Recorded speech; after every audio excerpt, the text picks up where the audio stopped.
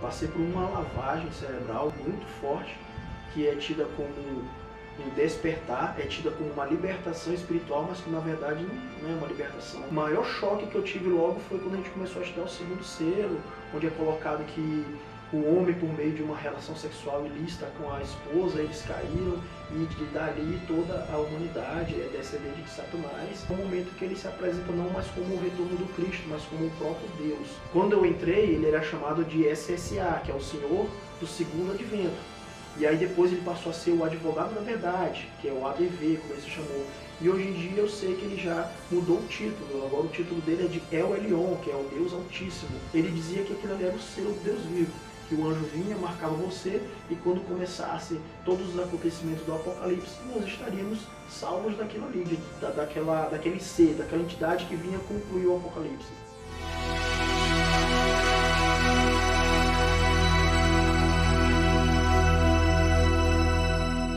O que vamos ouvir agora são relatos de dor e sofrimento de um ex-seguidor da seita de Donato Brandão, um líder religioso fanático que foi condenado pela justiça por estelionato, lavagem de dinheiro e organização criminosa. São revelações exclusivas sobre o fanatismo de uma seita que age em nome da fé. Marco, como foi o primeiro contato com a seita de Donato Brandão? Foi assim que eu estava indo no Arame, na cidade do Arame, no interior do Maranhão, eu estava trabalhando na época com eleitoral, quando meu cunhado fez um convite. Ele falou que tinha conhecido uma pessoa super espiritual, elevada, evoluída, e tinha feito um curso e queria levar a gente até lá.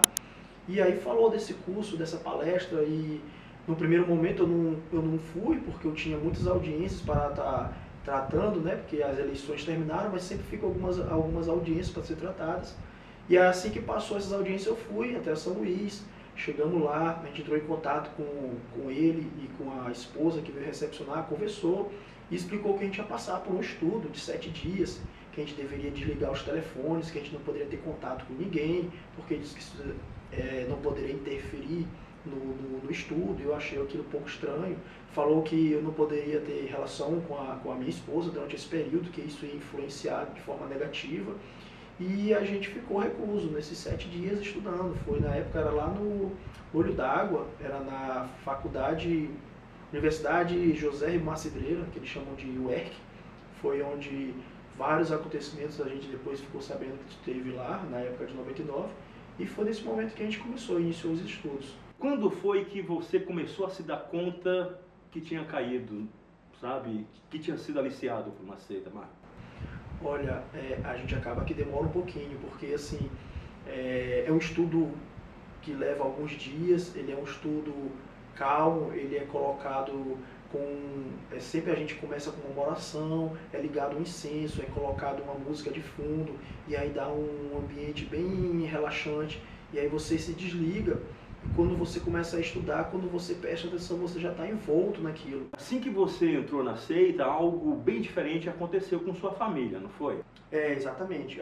No meu caso, ele foi dito que nossa família não era de Deus, foi uma coisa que foi o próprio diabo que estava ali no nosso meio, devido à questão da violação da Gênesis, né, que é o segundo selo, e a gente teve que se separar. A partir de então eu não podia mais eu não disse que eu dormia mais no mesmo quarto que a Adriana, eu segui para um dormitório com outros membros, ela seguiu para um dormitório feminino com outros membros, e o nosso filho ficou na guarda de membros mais antigos. E aí foi desfeito. Ele falou que caso a gente seguisse o curso que ele seria determinado por ele, que a gente fizesse tudo que fosse determinado, a gente num certo período a gente ia poder ser, eles chamam de reabençoados, né? Que seria novamente o casamento, seria concedido. Então a gente começou cursos individuais, só que em determinado momento, em uma reunião, eu recordo até hoje dessa reunião, que a gente estava em Petrópolis na época, ele trouxe uma reunião em grupo, que ele queria abrir uma igreja para começar a trabalhar, e levou aquilo em público. E aí os membros foram concordando, e quando chegou na vez da Adriana, como a gente estava sentado em círculo, foi passando de um em um, e quando chegou na vez dela, ela falou que aquele tipo de assunto ele deveria ser tomado primeiro numa reunião entre a gente, que aí a gente ia dar uma assessoria jurídica para ele, por a nossa formação de advogado, e aí ele ficou zangado, porque ela não concordou com a ideia dele. E aí ele pulou para mim. Aí eu falei, olha, eu concordo com ela, nós já devemos fazer essa reunião primeiro, antes de passar para o grupo. E aí ele colocou que nós caímos no mesmo erro de Adão e Eva, porque ele falou que a Adriana não seguiu com a palavra dele, assim como Eva, e além de errar, me levou ao erro também. E ele, a partir daquele momento, ele falou que a gente não seria mais designado um ao outro. E aí ela foi destinada a uma pessoa e eu fui destinado a outra pessoa. E a partir dali a gente teve casamentos com outras pessoas. Sem nenhum contato com o filho? Sem nenhum contato com o filho. Era sempre supervisionado. E à medida que ele ia crescendo, ele não chamava a mim de pai, nem a ela de mãe.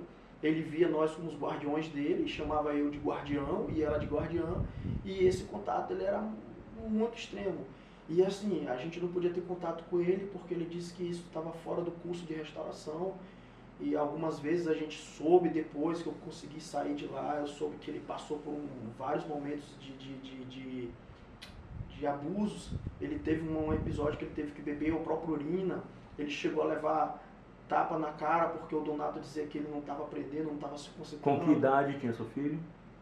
Eu não recordo bem a idade, se era aos 7 ou se era aos 8 anos, porque como eu não tinha esse contato com ele, eles não colocavam esses assuntos pra gente porque era pra gente não manifestar o humanismo, né? Porque para eles o humanismo é uma coisa repulsiva. A gente tem que ser o deusista, a gente tem que seguir tudo que o Donato diz, porque por ele ser o próprio Deus, tudo que ele diz é lei. Então, eu não recordo quando era. E devido àquela lavagem, aquela coisa que a gente passa, a gente acha que ele é Deus, o que ele está fazendo é o correto. Então, a gente, de uma forma, fica de mãos atadas. Não era estranho para você, alguém ali diante de você, se apresentando como Deus? A princípio, ele não se apresenta como Deus, ele se apresenta como o retorno do Messias, o retorno do Cristo, da missão. Com o tempo que a gente fica ali dentro, que todos os dias a gente tem que levantar 5 da manhã, tomar um banho na piscina gelada, ler a doutrina dele, todo dia naquilo ali, até que um certo tempo ele vem e se apresenta já como o próprio Deus. Ele vai aprofundando os ensinamentos, como ele fala. E aí aquilo ali é algo que passa a ser normal. Algo que de início seria chocante, passa a ser algo assim completamente normal, porque você vai ficando naquilo ali, você vai ouvindo aquilo todo dia, passa a ser algo natural. Era um líder democrata? Era um líder rigoroso, violento? Ele é bem rigoroso. Ele fazia muitas exigências da gente, das quais ele mesmo e os membros mais velhos não faziam, que, por exemplo, o banho da piscina, a gente não via nenhum dos membros mais velhos fazendo, nem ele próprio. Apesar de que ele disse que esse curso ele fez, que foi justamente para provar que qualquer ser humano é capaz de passar por esse curso, mas a gente mesmo nunca chegou a ver ele fazendo por esse curso. E ele sempre se apresentava assim, como um homem perfeito, que conseguiu atingir a perfeição como um homem e como um ser espiritual, mas que em dado momento, no momento que a gente foi preso, que eu passei a conviver com ele mais intimamente lá próximo, dentro do cárcere, a gente foi vendo que algumas máscaras foram caindo. E você foi preso por quê? Então, dessa mesma época que teve essa reunião para a gente estabelecer a igreja, foi também feito algumas empresas. Ele dizia que a gente precisaria ter arrecadações para manter a família, então algumas empresas foram abertas em nome dos membros, porque ele não colocou nada no nome dele. Depois a gente ficou vendo com calma, que quando eu saí de lá, que a gente soube que no caso de 99 tudo estava no nome dele, então todo o processo criminal da época ficou em nome dele. Dessa vez ele fez diferente, ele colocou tudo em nome dos membros. Ele dizia que é porque os membros tinham que proteger ele, porque senão o Satanás ia chegar até ele. E a única forma de atingir ele era por meio dos membros. Então, ele fazia um discurso nesse sentido. E aí foi aberto as empresas, a gente entrou com algumas ações contra alguns bancos que a gente ganhou, e a polícia colocou no caso, na época que a gente estava lavando dinheiro, entrando com algumas ações e utilizando os próprios membros como testemunhas, e desse dinheiro foi dito que a gente estava lavando. O que, na verdade, não era bem assim, não, mas devido às instruções que ele dava, a gente acabava que não percebia que a gente estava, de certa forma, entrando com algumas ações um pouco temerárias. Apesar de que todo mundo tem o direito de ação, mas fica quem conhece o passado dele, realmente fica difícil de você mostrar que aquilo ali não tinha uma certa maldade ali. E foi na prisão que você começou a perceber um novo Donato Brandão. Exatamente, porque o que acontece? Quando a gente foi preso, ele tinha sido preso em 2017. Lá no Maranhão. Na verdade, ele foi preso em 2015 a primeira vez. Quando ele saiu de São Luís para o Rio, ele não se apresentou na VEP, e aí ele teve um mandado de prisão, ele foi preso dentro da universidade, e na época a gente mesmo que foi tirar ele, foi explicar que foi um erro material, faltou uma divergência, foi na verdade, um mal entendido. E ele conseguiu sair. Mas aí depois teve um fato lá próximo, que 2 membros foram sequestrados. E aí a polícia começou a investigar, começou a achar algumas coisas estranhas e aí ele foi preso. Foi nesse período, passou mais um ano e foi nesse momento que a gente foi preso junto com ele. Então, quando a gente foi preso, a gente foi todos para Benfica, onde era, na época, eu recebia todos os presos. Dali a gente foi direcionado para o Thiago Teles, onde recebia os presos que eram primários. A gente foi separado de celas, mas com alguns 30 dias, eu acho, a gente foi todos reunidos na cela novamente. Eram 7 homens. E lá dentro a gente continuou novamente os rituais da seita, né? A gente levantava cedo, tomava banho gelado, tinha que estar lendo, tinha que estar debatendo. E ele continuava lá sentado, dando as ordens, dando as diligências e a gente fazia tudo e ele se mantinha lá, quietinho no canto dele. E foi a partir daí que, com a convivência, a gente começou a olhar muitas incongruências, a olhar muitas coisas que de fato a gente não olhava.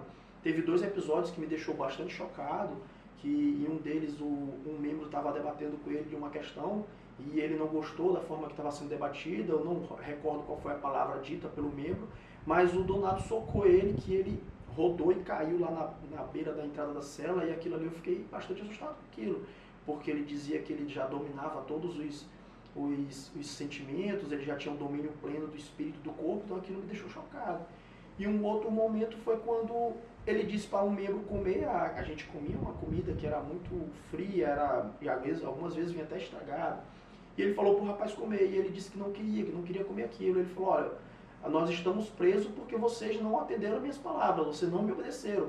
Então essa palavra não vai voltar, se você não comer agora, você vai ver o que acontecer. Ele falou, não vou comer. Então ele pegou a quentinha, jogou na cabeça do rapaz e esfregou assim na cabeça dele. Então eu não vi aquilo como um ato espiritual, eu vi aquilo ali como uma falta de controle.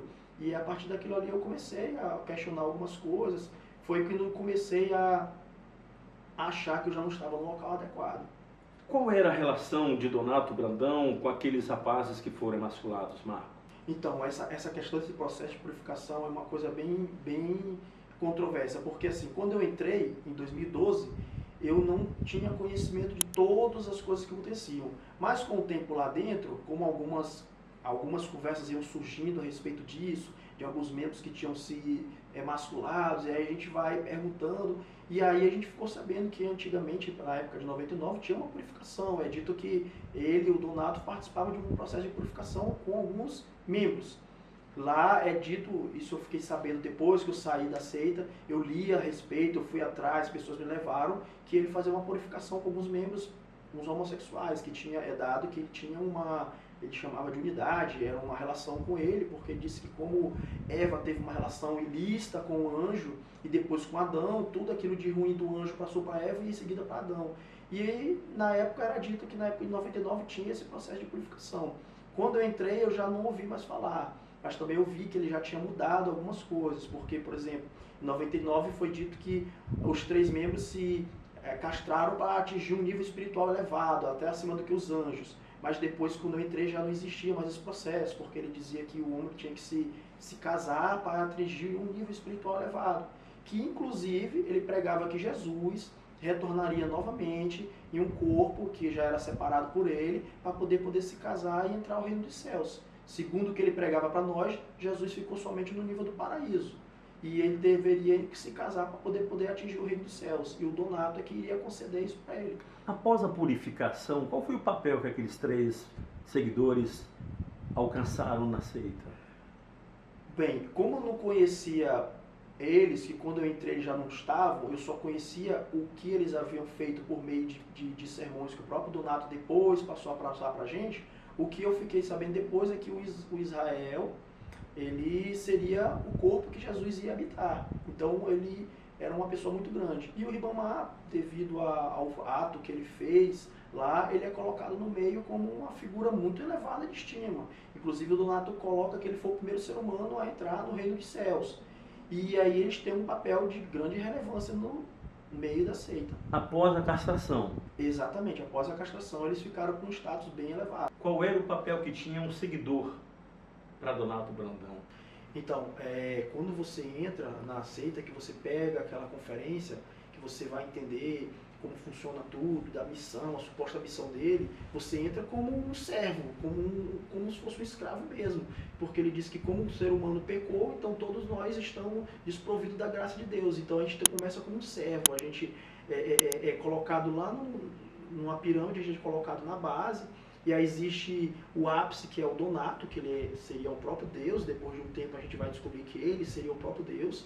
E aí vem a esposa com as filhas, que são pessoas separadas, as filhas já são separadas do pecado original, como ele coloca, e os decanos, que são pessoas que já têm mais de 10 anos de seguir ele. Então são pessoas mais elevadas na hierarquia.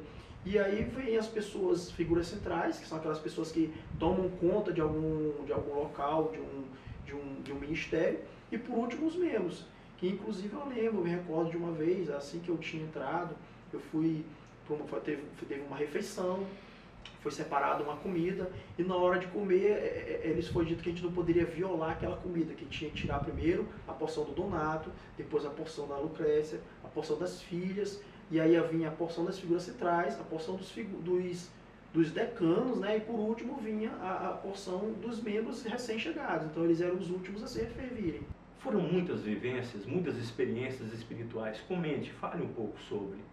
Eu tive uma experiência espiritual muito forte, que foi o que me marcou, foi durante, como eles chamam de abertura de selos, quando abriu-se o segundo selo, que é onde conta qual foi o pecado da humanidade, que ele traz um estudo falando sobre as árvores, sobre o fruto, e a gente vai entender que as árvores são Adão e Eva, e que o fruto é o amor, é a relação deles dois, e que no momento que eles caíram, que ele coloca como cair, que a Eva teve uma relação sexual com o anjo, depois para Adão, aquilo ali tudo derrubou o ser humano. E ele só volta por meio do estudo do Donato.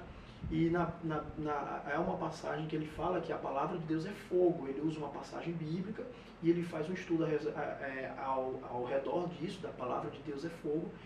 E determinado estudo, quando vai ser revelado quem é o Senhor, coloca-se que o Donato, Brandão, no caso Brandão significa fogo, tocha, e aí quando a gente abre essa chave, como é colocada, eu senti um fogo me queimando, me ardendo, e ele foi colocado que aquilo ali era a iniquidade que estava sendo queimada, que estava sendo purificado, que eu estava passando pelo julgamento, que ele falou que quem julga é o Filho. Então ali, como estava sendo passado um estudo por meio das passagens bíblicas que Jesus trouxe, então ele falou que aquilo ali era o meu julgamento, e a partir dali eu ia começar uma nova vida. Hoje, depois de tudo que passou, como é que você entende o que aconteceu, esse processo todo que ocorreu com você? Olha, com o tempo, depois que eu saí, eu conversando com alguns primos, eles me lembraram que quando eu era jovem, eu já tinha tido algumas experiências, mesmo eu não lembrando. Inclusive eu fiz uma vez um tratamento parapsicológico, eu cheguei a acompanhar uma vez também o Padre Quevedo, e eu nem recordava que eu tinha essa sensibilidade. Então, aquilo ali foi utilizado de uma forma, posso dizer, desleal, e eu recordo que então aquilo não era dele, é meu, apenas foi ativado no momento ali que eu estava impressionado, e aquilo marcou, e foi o que acabou me dificultando eu sair daquele meio. Marco, hoje, dá para dizer, você foi devoto de um Deus ou do demônio? Eu não posso dizer que foi de um santo, porque assim, a pregação ela é até bonita, mas não é colocado em prática aquilo ali, a gente não vê. É colocado uma série de rituais, cerimoniais rigorosos. A gente tem que levantar 5 horas da manhã, tomar banho na piscina, que era assim, cerca de 9 graus, era gelado mesmo, a gente tinha que tomar um banho na piscina, e aí de lá a gente seguia para a sala de oração, a gente tinha que ler aqueles selos todos os dias. A gente não podia conversar com pessoas, a gente não podia assistir televisão, a gente não podia ler. Todo o material de leitura era fornecido pelo Donato. A gente só podia ler a Bíblia, a gente só poderia ler os livros dele. E assim, a gente não via ele fazendo as mesmas coisas que a gente fazia. Mais para Deus ou mais para demônio? Eu posso dizer que seria mais para demônio, né? Que se você prega algo que é até bonito na teoria, mas se você não faz daquilo, você não pratica aquilo, é muito fácil você exigir a perfeição de alguém que você mesmo não prega. Ele não fazia parte dos nossos estudos, dos nossos banhos, nem os decanos, a gente não via eles fazendo parte. Então assim, eram só para aquelas pessoas que estavam entrando. As pessoas que eram mais elevadas lá na hierarquia não participavam disso. Há muito em comum com os métodos do Reverendo Moon, certo? Isso, quando eu saí, assim que eu saí, que eu comecei a pesquisar, porque o que acontece lá, a gente não pode pesquisar da vida dele, porque é tido como uma violação, você está pesquisando algo sobre ele. Então a gente não ia atrás de nada. E quando eu saí, que eu comecei a pesquisar, que alguns familiares meus começaram a trazer alguns estudos, algumas coisas, eu vi o estudo do Reverendo Moon, tá no YouTube, você consegue pesquisando o princípio divino, você acha todo o estudo do Donato, tá lá, foi tirado do livro do Reverendo Moon. Apenas a última parte, onde o Donato modificou, que no Reverendo Moon é colocado como ele sendo uma pessoa de grande espiritualidade, um grande representante que viria para auxiliar a humanidade, o Donato converte aquilo para ele, como ele sendo o próprio Deus encarnado. Donato Brandão é casado. Qual é o papel que tinha a esposa dele na seita? Então, é colocado que ela seria a Eva restaurada, que ela seria o modelo de mulher ideal. É colocado que ela era o Espírito Santo. Seria algo assim, bem reverenciado. Apesar de que a gente não via esse contato, esse convívio com ele, porque ela sempre estava no quarto dela, com as filhas, né? Ele estava sempre no quarto dele, recebendo pessoas, instruindo, dando sermão, ele era bem recato, então era nesse sentido. Então, ela seria isso, ela seria a mãe, por assim dizer, como uma pessoa elevada. Qual o valor que tinha o sexo dentro da seita de Donato Brandão? Então, essa questão ela é pregada de uma forma bem assim, é uma questão bem detalhada, porque é colocado que a relação sexual foi que destruiu a humanidade. Então, ele coloca que é algo, de certa forma, abominável até se atingir determinado nível espiritual. Então, as pessoas só podiam praticar, na verdade, quem ele concedesse. Quem ele concedesse o que ele chamava de bênção, que seria a segunda bênção, que seria o casamento, é que poderiam praticar. Mas era assim, foram pouquíssimos. Eu recordo, acho que de 2 ou foram 3 casais que ele concedeu bênçãos. Então, é uma coisa que espiritualmente era algo de respeito, mas não eram facilmente concedidas. Para ele deixava claro qual seria o papel que tinha o sexo na seita? Para ele colocava que aquilo ali era uma elevação espiritual.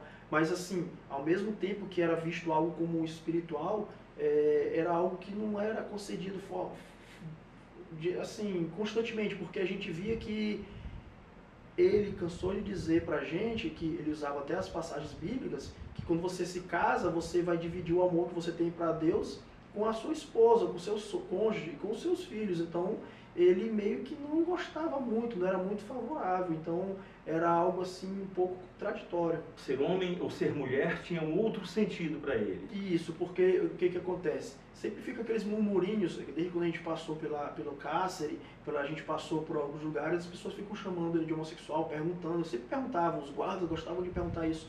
Então, o que ele colocava é que o ser humano, no caso o homem, ele vai evoluir a um ponto em que ele não tem mais essa questão de masculino e feminino, ele vai ser um ser andrógeno, ele vai ser uma mistura, uma energia, então ele não vai ligar para essa questão de ser homem ou ser mulher, ele se apresenta como algo duo, como um ambíguo, é uma espiritualidade que ele coloca. Qual o tamanho do fanatismo dentro da seita de Donato Brandão?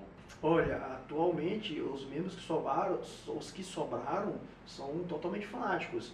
Há algumas pessoas que conseguiram aos poucos irem raciocinando, questionando, que conseguiram um apoio de alguma família para poder sair de lá, já são mais leves. Agora os que restaram são pessoas totalmente fanáticas, porque assim, todos os sábados a gente tem que recitar a nova aliança dos filhos, que é uma espécie de 10 mandamentos que ele tem, uma lista que a gente recita aquilo na presença dele ou na presença de alguém que ele indicar para receber. E a gente faz algumas orações, fala, a gente fica todos de branco, a gente tem que se inclinar ao chão 3 vezes e ali reforça esse domínio que ele tem. Inclusive tem um ponto que eu recordo que ele fala assim: ainda que eu não compreenda, eu obedecerei. Então aquilo ali é muito forte, você recitar aquilo todo sábado às 4 da manhã. Ele dizia que aquilo ali era o selo do Deus vivo, que o anjo vinha, marcava você, e quando começasse todos os acontecimentos do Apocalipse, nós estaríamos salvos daquilo ali, daquele ser, daquela entidade que vinha concluir o Apocalipse. Como é que se explica hoje o fato de que você é um advogado e passar por tudo isso, Marco? Olha, eu fico assim, meio envergonhado, sabe? Às vezes eu fico com receio até de sair na rua para poder explicar como é que eu consigo, como é que eu caí numa história dessa. Porque assim, é algo muito tênue, é muito sutil. Ninguém chega e diz assim, ah, vamos ali participar da seita. Não, eles chegam com convite, geralmente eles já estão observando, eles conversam com pessoas. Se você acredita em vida extraterrestre, ou se você acredita em espíritos, eles têm uma forma de você, de sondar as pessoas. E através daí vem o convite. E quando você vai para esse convite, ele é um estudo, ele é bem leve, são 7 dias que você vai se desligar, como eu coloquei, ele vai ligar um incenso, vai fazer uma oração, vai ligar uma música ali, uma música instrumental, e você vai fazendo algo que vai sendo construído dia a dia. E quando você pensa que não, você já foi enlaçado e você já é devoto dele. E aí quando você começa a ficar no dia a dia, que você começa a ouvir todo dia a palavra dele, que você tem que obedecer, que só ele que salva, que ele é a própria Bíblia viva, que a palavra dele é a palavra de Deus, então aquilo ali vai, quando você pensa que não, você já não tem mais volta. Por que você decidiu contar agora essa história? O principal intuito é proteger outras pessoas, outras famílias, porque eu tenho certeza que alguém que vai ver, já vai ter alguém que tenha passado por isso, seja na seita do brandanismo, seja em outro tipo de seita. Então, é uma forma de prevenir. E também para virar uma página da minha vida. Eu acho que eu colocar isso para fora também vai me ajudar, me esvaziar desses sentimentos, dessa vergonha, desse rancor. Isso talvez me ajude a me esvaziar disso e eu poder seguir em frente. Qual é a dica, a recomendação que você faz para um jovem que, como você, estaria sujeito a isso? Sempre pesquisar, porque assim, lá eu não fui atrás. Na época até minha família tentou me alertar, mas como eu já estava participando lá, já tinha feito a conferência, você já não aceita mais. Como eles colocam a família como o primeiro inimigo, eles colocam sua família como descendência de Satanás, então você já não escuta mais, você já fecha as portas para sua família, para seus amigos, se isola e passa a ficar naquilo ali. Então vá atrás, procure saber quem é, procure saber do que se trata, questione, porque lá no estudo é dito que a gente não deve questionar, que a gente deve ouvir calado, que todas as nossas perguntas vão ser respondidas. Eles dão um caderno com uma anotação e você faz as perguntas. E aí eles falam que no final tudo vai ser respondido. Só que no final você já está enlaçado, você já está ali, você já é um membro, você já é um seguidor, um devoto, sem nem você perceber. E aí quando você vai ver as perguntas, de fato já estão respondidas, porque você já passou por uma lavagem, então você já não tem mais o discernimento. Você não esquece quem é você não esquece da sua família, mas você passa a ter uma nova olhar sobre eles. Qual tipo de transformação hoje você diria que você passou? Eu passei por uma lavagem cerebral muito forte, que é tida como um despertar, é tida como uma libertação espiritual, mas que na verdade não é uma libertação, porque você não pode questionar ele, você não pode ler um livro, você não pode ver um filme que não seja uma indicação dele. Durante a conferência é colocados filmes sobre, eu lembro do que a gente assistiu um filme chamado Contato de Quarto Grau, Constantine, que é para poder já pegar você a ver que existem forças que estão lhe conduzindo. E só você obedecer ao Donato é que você vai ter força para se livrar dessas forças. Então você vai sendo conduzido àquilo. E, inclusive, quando você conclui os estudos, você passa a orar em nome dele. A gente faz as orações em nome dele, porque ele falou que Jesus leva tudo para ele, porque Jesus não alcançou a perfeição espiritual. Inclusive ele prega que Jesus necessitaria voltar novamente em um corpo para ser abençoado, ter uma esposa e assim ele poder entrar no reino dos céus. Você atuou como um advogado para a seita? Sim, a gente infelizmente também foi uma coisa que acabou nos prejudicando, porque muitas defesas, muitas questões processuais é ele que basicamente fazia, a gente só dava o nome. E isso inclusive ocorreu em 99, um dos advogados dele se desligou porque o Donato fazia tudo de dentro do cárcere e queria que o advogado só digitasse e protocolasse. A gente também passou por isso, infelizmente, como um seguidor devoto. Se você está ali supondo que ele é o próprio Deus, que ele entende tudo, você não vai debater com ele, você vai simplesmente pegar, assinar e protocolar. Então é assim que funciona. Ele, mesmo de dentro de cárcere, ele manda as cartas, diz o que cada um tem que fazer, onde cada um vai ter que trabalhar, o que cada um vai ter que até comer, porque é uma coisa assim que hoje aqui fora eu fico imaginando, cara, que loucura, como é que a gente se sujeitou àquilo sem perceber isso, mas Não dá para perceber, é muito sutil que você vai sendo transformado de dentro para fora. E como é que você pretende provar sua inocência? Os nossos advogados trabalharam com a coação moral irresistível, né? Que é a questão da fé, é a questão do temor, aquele ser, aquele líder. Então aquilo ali tirou todo o discernimento do que a gente estava fazendo. Até porque ele prega que Deus não tem nenhuma conivência com esse sistema. Ele disse que veio para destruir tudo. Então ele falou que tudo aquilo que a gente faz em nome dele, mesmo que para a gente pareça errado, para Deus está tudo certo. Então ele fala que a gente tem que fazer isso. Aí é usado vários exemplos bíblicos, por exemplo, o caso de Abraão, que ia sacrificar o filho, para aquela época era um absurdo o tamanho, mas para Deus é a vontade de Deus, então ele coloca esses exemplos para a gente, e a gente fica com muito temor de desobedecer a ele, porque ele sempre colocava que se você não me agradar, você vai parar no inferno, que na verdade não era nem inferno, ele chamava de milênio, que ele falava que era algo pior do que o inferno, que por ele ser o próprio Deus, o nosso destino seria pior do que aqueles que desrespeitam a Jesus. Quem quiser conhecer detalhes do que acontecia dentro da seita e das sombras da devoção, onde é que encontra o livro? A gente já tem as principais plataformas, elas estão no Mercado Livre, no Shopee, na Amazon Prime, e a gente vai estar disponibilizando ela também, provavelmente no nosso Instagram pessoal. Qual foi o papel da Adriana que teve nesse seu processo de resgate? Então, ela me deu muita força, porque apesar da gente ter sido separado lá dentro, mas como a gente atuava junto lá no jurídico, a gente sempre manteve um contato, eu sempre guardei um carinho muito grande por ela, e então ela me ajudou a sair de lá, assim que ela conseguiu sair primeiro, ela ainda ficou um tempo como foragida, mas já conseguiu se apresentar, já conseguiu regularizar a prisão domiciliar dela, e ela me ajudou, ela foi me mostrando alguns documentos dele, algumas coisas que a gente não, até então lá dentro a gente não pesquisava, porque era de certa forma proibida e a gente tinha um receio de desagradar ele, então ela me ajudou muito, seja na forma como me dando esses dados, também como família. A gente se casou novamente agora, a gente está recomeçando nossa vida, estamos com nossos filhos e a gente está buscando superar isso e poder tirar algum proveito daí, entender o que Deus quis com a gente, qual foi o aprendizado, o que Deus quis nos ensinar, porque ninguém vai passar por esse sofrimento, por esse tipo de coisa sem um propósito. É nisso que você acredita? É nisso que eu acredito. Donato Brandão continua ativado, continua operando a seita? Até onde eu sei, ele está meio que parado, porque estava muito em foco, então ele deu uma parada, mas ele continua dando as ordens de como cada um tem que fazer. Ele sempre manda as cartas com as orientações do que cada um tem que fazer, inclusive isso está nos autos do processo, né? As ordens que ele dava para cada um, o que cada um tem que fazer, onde cada um tem que estar atuando.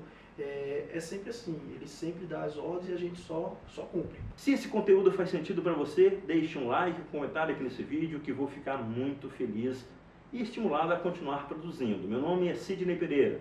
A gente se vê em breve.